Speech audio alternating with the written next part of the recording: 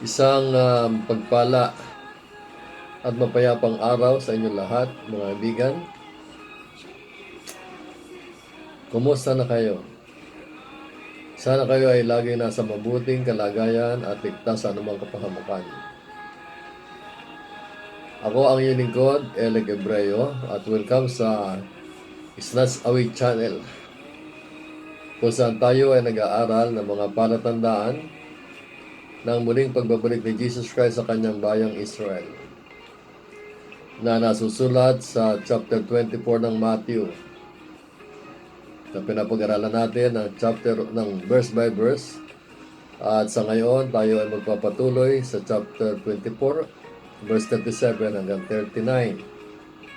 Ito ay tungkol sa palatandaan pa rin ng pagbabalik ni Jesus Christ, na ito naman ay tungkol sa kapanahonan ni Noah. Yan. So napakarami palatandaan ng pagbabalik ng Panginoon sa Kristo sa iba't ibang kapanahunan at iba't ibang kapahayagan. So isa sa mga palatandaan ng kanyang pagbabalik sa kanyang bayang Israel ay ang kapanahonan ni Noah, Noah's Day. At ating pag-aaralan ano ba ang nangyayari o nangyari noon sa panahon ng Noah, kung ito ay nangyayari na rin sa ating kasalukuyang panahon. Kaya sana samahan niyo ako sa ating gagawing pag-aaral.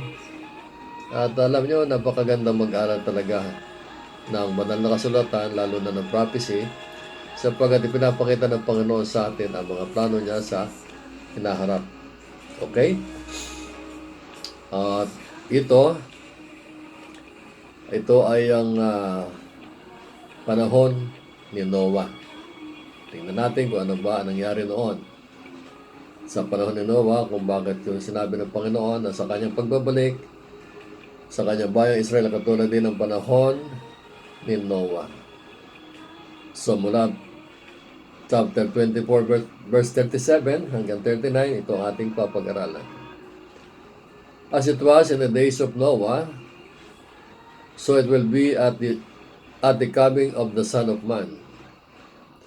For in the days before the flood, people were eating and drinking, marrying and giving in marriage, up to the day Noah entered the ark. And they knew nothing about what would happen until the flood came and took them all away. That is how it will be at the coming of the Son of Man. Son of Man, siya ay isa sa pangalan ni Jesus Christ. Son of God, Son of Man, wala iba kundi si Jesus Christ. So sabi niya sa kanyang mga alagad, kasi alam nyo si Jesus Christ noon ay tinanong siya ng kanyang mga alagad tungkol sa palatandaan na ang kanyang pagbabalik sa Israel. Pagbabalik sapagkat nanggaling na sa dito, kaya nga lang tinanggihan sa ng Israel. Yan. At dahil sa mahal niya ang Israel, babalikan niya. At sa huling pagkakataon, ay babalikan niya upang iligtas ang kanyang bayang Israel. Ang panahon ni Noah ay matatagpuan sa chapter 6 ng Genesis. At ito ang nakatala sa chapter na ito, chapter 6 ng Genesis. When men began to increase in number on the earth, and daughters were born to them, the Son of God saw that the daughters of men were beautiful, and they married any of them they choose. Then the Lord said, My spirit will not contend with man forever, for he is mortal. His day will be 120 years. The Nephilim were on the earth in those days, and also afterward, when the sons of God went to the daughters of men and had children by them, they were the heroes of old men and renowned. The Lord saw how great man's wickedness on the earth had become, and that every inclination of the thoughts of his heart were only evil all the time. The Lord was grieved that he made man on the earth, and his heart was filled with pain. So the Lord said, I will wipe mankind, whom I have created from the face of the earth, men and animals and creatures that move along the ground, and birds of the air, for I am grieved that I have made them. But Noah found favor in the eyes of the Lord. So God, the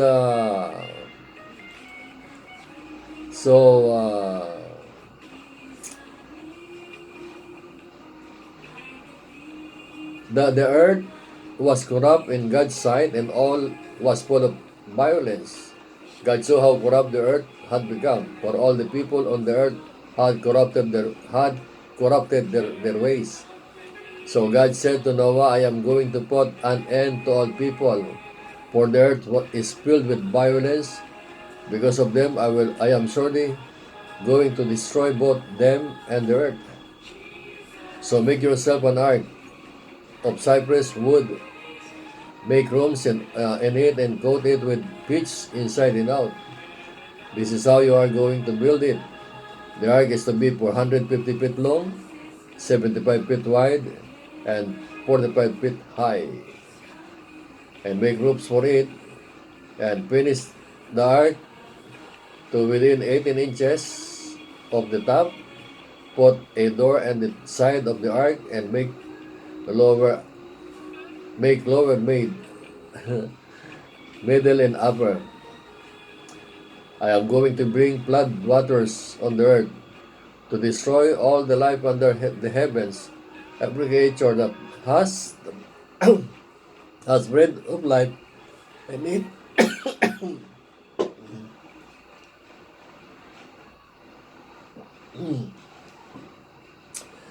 everything on earth will perish. Okay. Sorry then.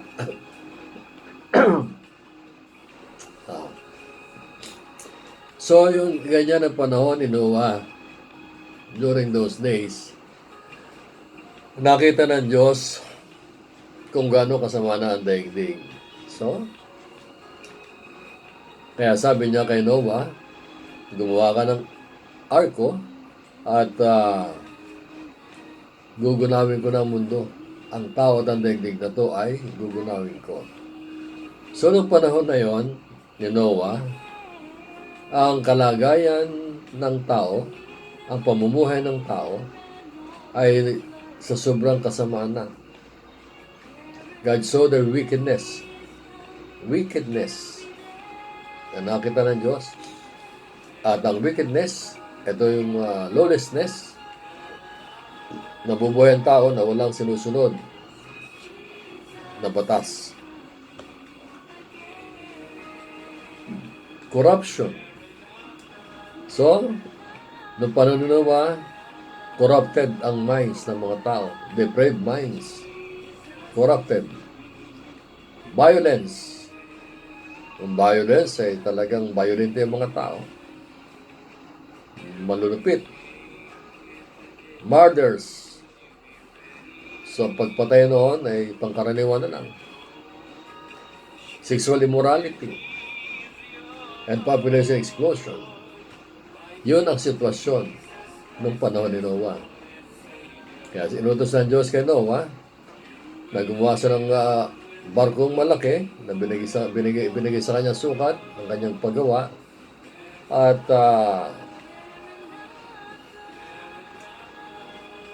doon sila sasakay upang sila maligtas sa pagdating ng malaking baha.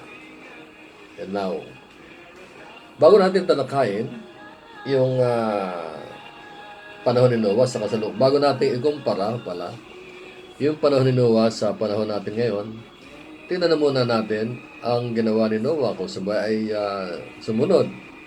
Well, siyempre alam natin na siya sumunod. Sapagkat sinasabi sa Hebrews chapter 11, verse 7. By faith Noah, when warned about things not yet seen, and holy fear, built an ark to save his family. By his faith he condemned the world and became heir of the righteousness that comes by faith.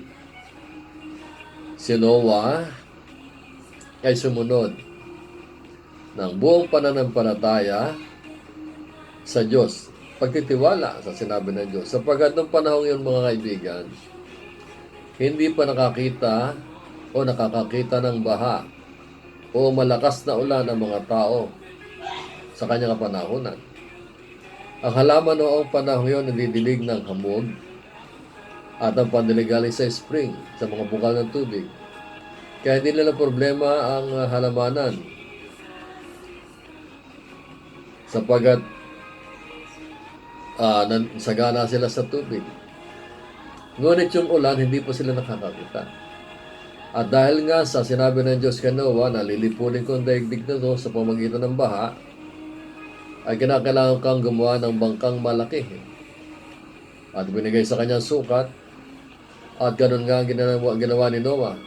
Sinunod niya ang instruction ng Diyos sa paggawa niya ng ark, malaking bangka o barko.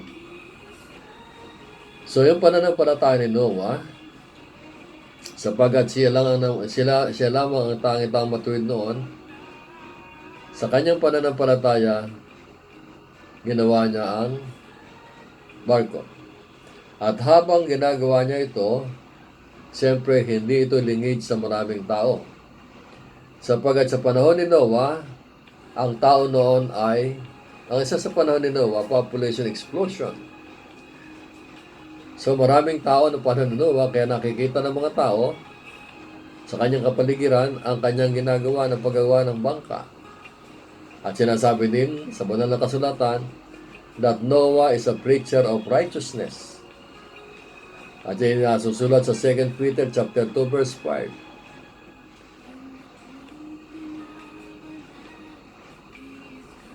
So si Noah ay habang gumagawa ng barko na kanyang sasakyan pagdating ng baha, ipinapangaral niya ang katwiran sa mga tao.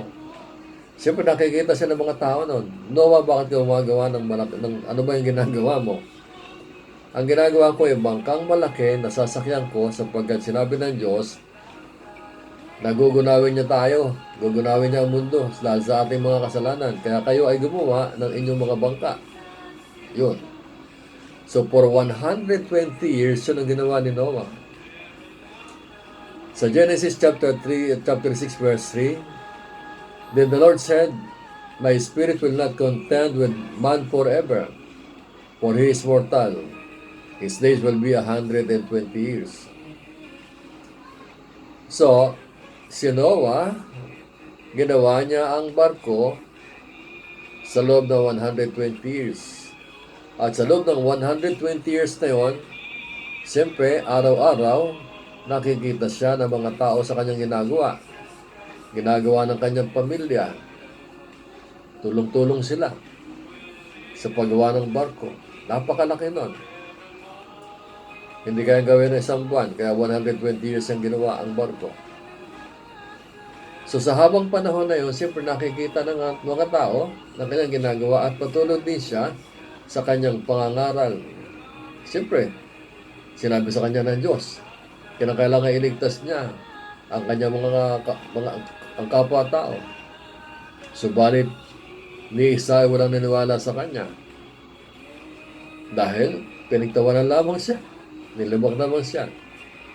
At nasusulat din niya sa 2 Peter chapter 3, noon at ngayon ay pareho din ang asal ng tao. At ito makikita na natin ngayon. Unti-unti ko ipapakita sa inyo ang asal ng tao noon at ngayon. 2 chapter 3 verse 3, first of all, you must understand that in the last days, scoopers will come, scooping and following their own evil desires. They will say, where is this coming? He promised. Ever since our fathers died, everything goes on as it has since the beginning of creation. So, nung panahon ni Noah, nililibak siya. Siyempre, kasi nga naman, noong panahon yun, Yung natural na kaisipan ng mga tao, kagagawa ng barkong malaki, hindi pa naman tayo nakakakita ng ulan. Wala pa naman tayong karanasan sa baha.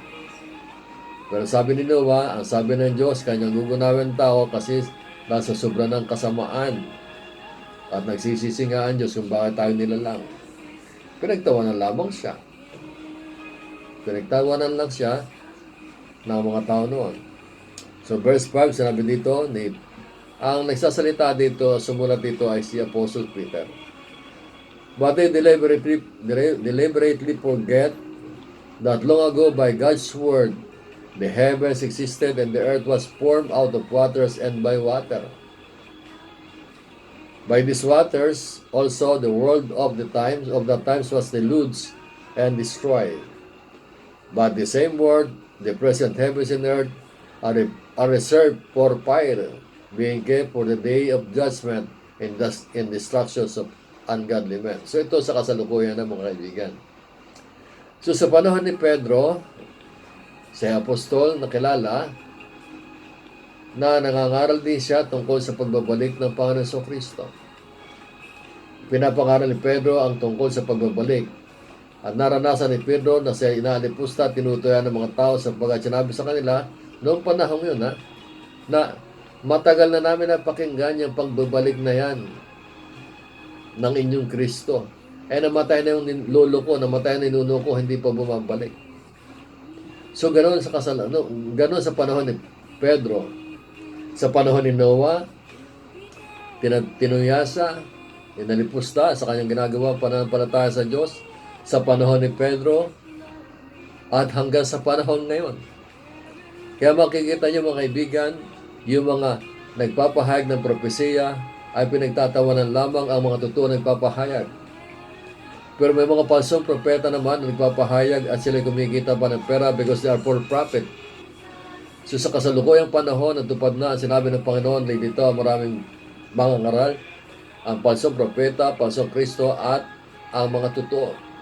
Yung mga totoo nangangaral ng salita ng Diyos, ang tinutuya, inalipusta, sapagkat hindi namimira ang tunay na lingkod ng Diyos. Hindi katulad ng mga falsong propeta, marami silang mga libro binibenta at magaling silang manghingi ng pera. Si Pablo noon, pinagbintangan pa ng falsong propeta, falsong apostol si Pablo pala, hindi propeta. Bagaman si propeta rin, na nagpapahayag ng Diyos. Pero hindi niya title ang propeta. At hindi siya naging propeta sa apostol. Na siya ay falsong apostol sapagkat hindi siya nanghihingi ng pera. He's not raising money. Kaya mapapag-aralan din natin ang tatak ng mga falsong propeta na mahilig sa pera. Ba't yung mga totoong nangangaral ng totoong lingkod ng Diyos, pinagtatawanan, nililibag, nalipusta, sapagkat, yun, tagal-tagal yun sinasabi yung mga rapture na yan, tinatanggal sa pagbabalik na yan, bakit ngayon wala pa? Well, mga kaibigan,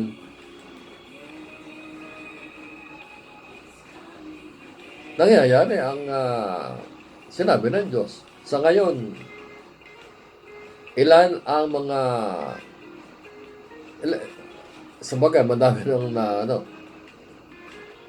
sa panahon ngayon, talagang marami ang hindi interesado sa prophecy. They are very skeptical. Mga churches, bihira nag-aaral, nagtuturo ng prophecy. They are skeptical. But, kami na naniniwala na babalik si Jesus Christ sa panahon ito, buong puso namin pinapahayag ito sa inyo. Sapagkat pinapag-aralan namin ang bawat kapahayagan according to its context. So ngayon, ang daigdig na ito ay nakareserba para sunugin. Noong panahon ni Noah, ang daigdig na ito ay ginunaw ng tubig. Alam niyo mo, itaas at ilalim tayo, balot na balot, tayo napapalibutan ng tubig. Sa space, tubig, sa lupa, tubig, oceans, tubig. Noong panahon yun. Pero ngayon, ang daigdig na ito na sabi ni Pedro, since everything will be destroyed in this way, that kind of people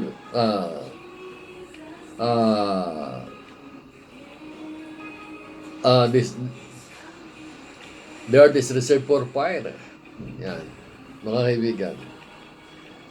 Kaya, hindi pa nagbabalik ang Panginoon sa ngayon, dahil sa gusto niyo maligtas ang marami. Gusto niyo maligtas. Because, according to 2 Peter chapter 3, verse 9, magpatuloy tayo. Bakit hindi pa siya nagbabalik? Bakit hindi pa nagaganap? Because God wants to save us all. Kasi gusto ng Diyos na maligtas ang tao.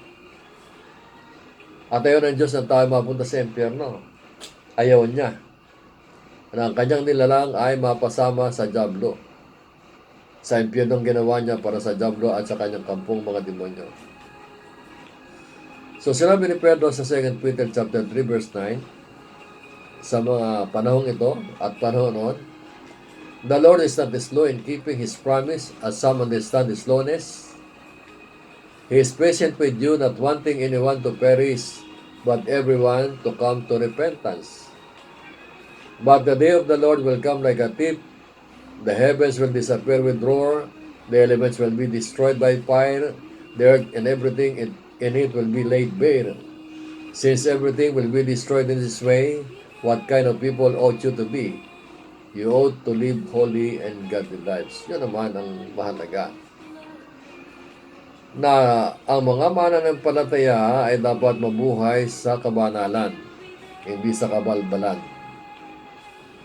At yun namang hindi pa nakakakilala sa Panginoon, kailangan magkaroon sila ng pagsisisi at change of mind, tanggapin nila si Jesus Christ bilang tagapagligtas upang sila ay maligtas sa kapahamakan.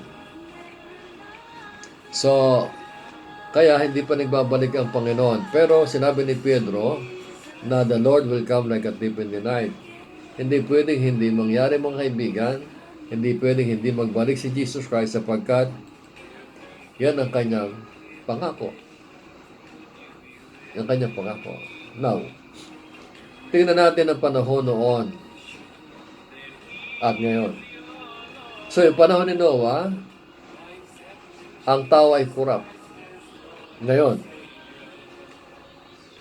hindi ba ang lahat ng bagay na nangyari panahon ni Noah ay nangyayari na ngayon, mga kaibigan?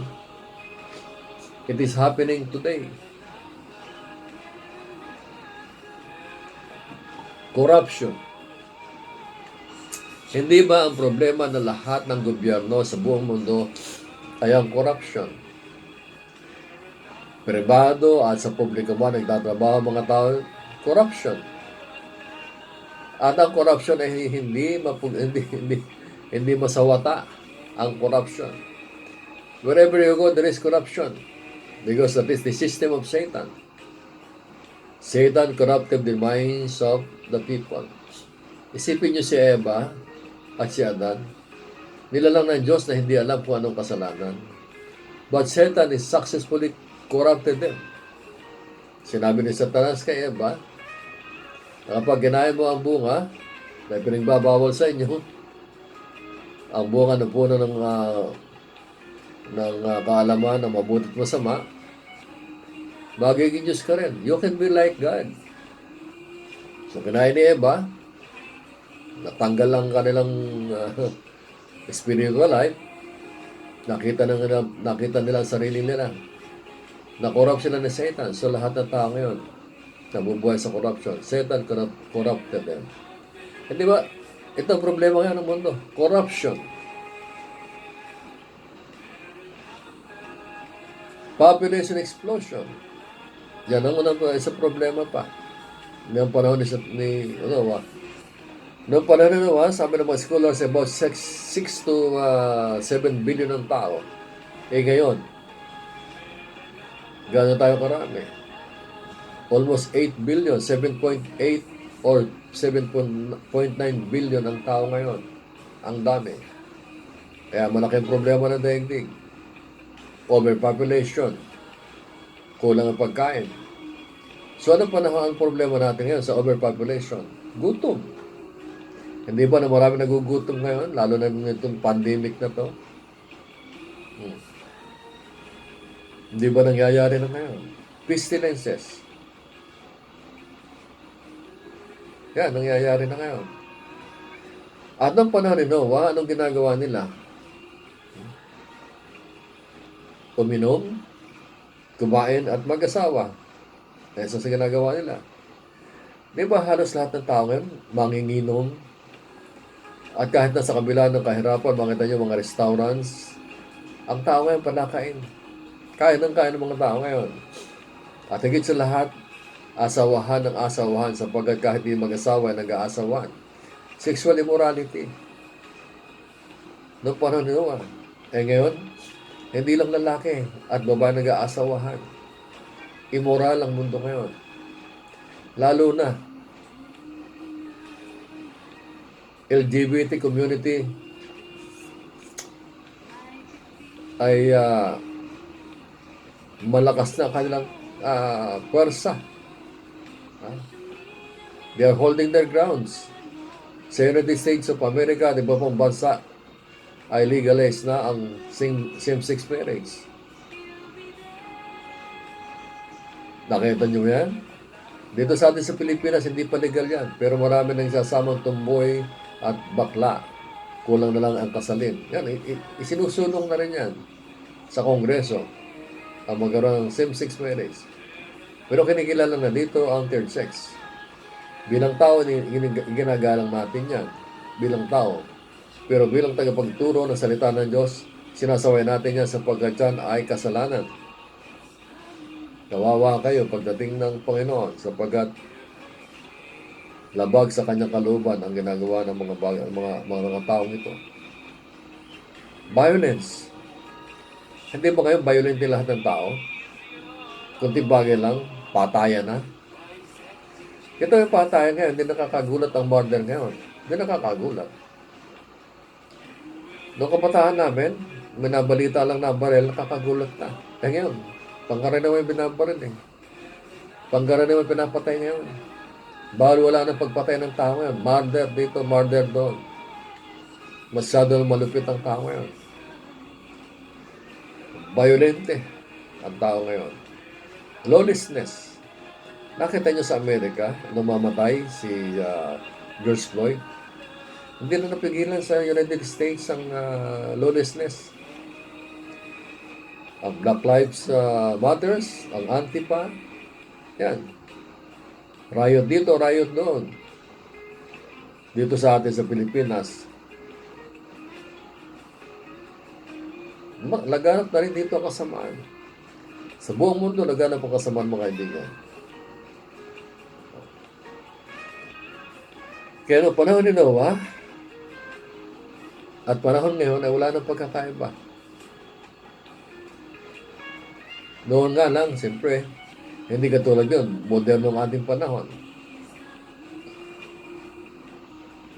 Pero yung ugali ng tao, noon at ngayon, pareho lang. At dito sa panahon ito, sinasabi ng Panginoon sa Kristo, magbabalik siya. So nakita natin ngayon, sa buong mundo, ang nangyayari ay ang mga nasulat sa Biblia. Everything that's written in the Bible is happening now. All the signs written in the Bible is happening now.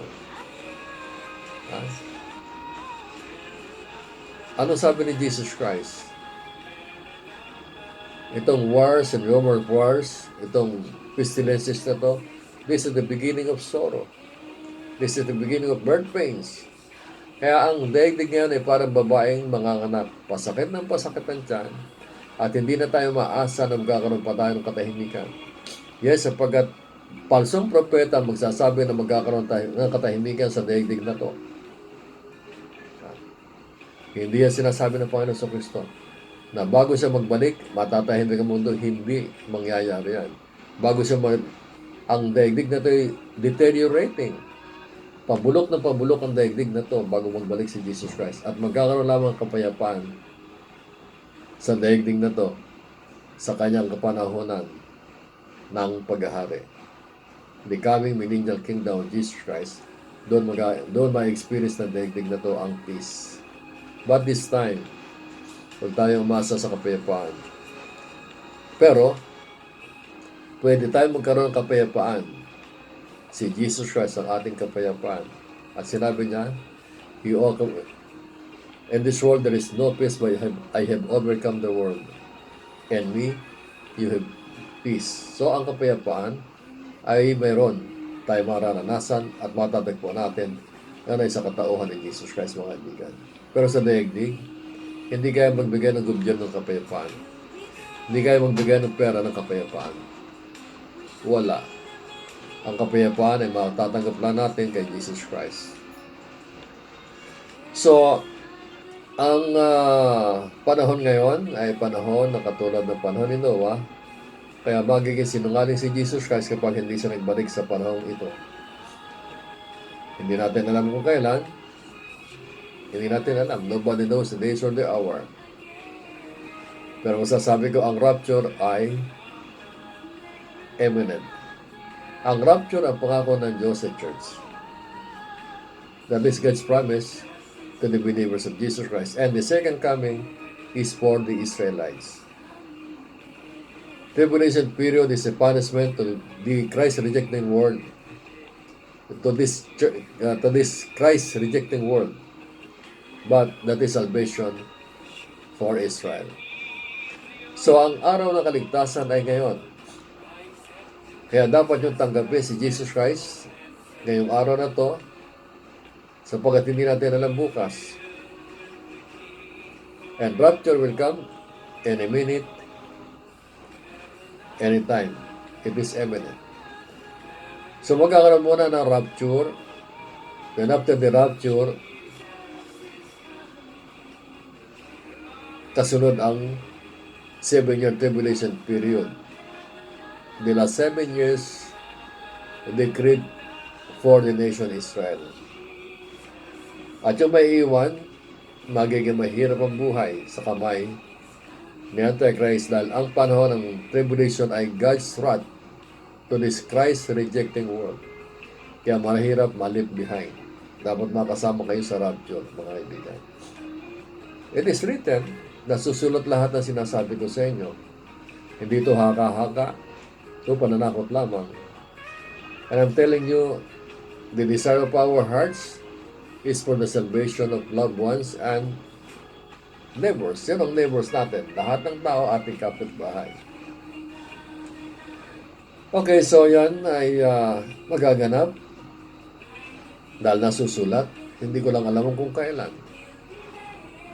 Yan ang blessed hope ng mga believers ni Jesus Christ.